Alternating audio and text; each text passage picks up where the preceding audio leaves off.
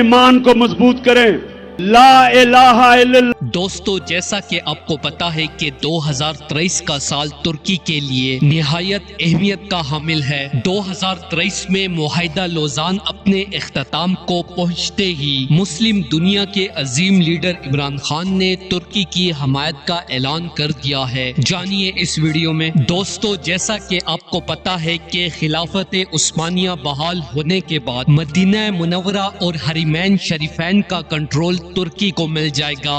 अल Arabia channel को दिए interview में कोई नहीं है खुदा अल्लाह के सिवा।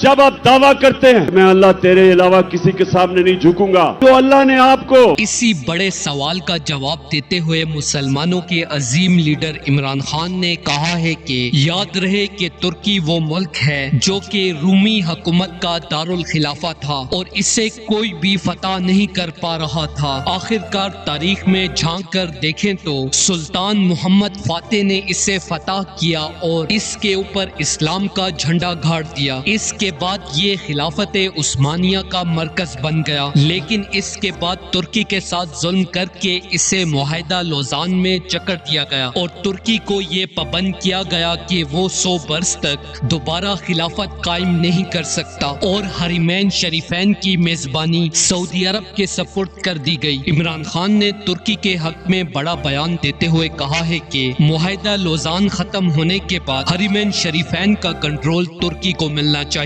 दोस्तों, इस हवाले से अपनी राय का इज़हार कमेंट सेक्शन में दे। वीडियो अच्छी लगे तो लाइक करें और इस चैनल को सब्सक्राइब करें।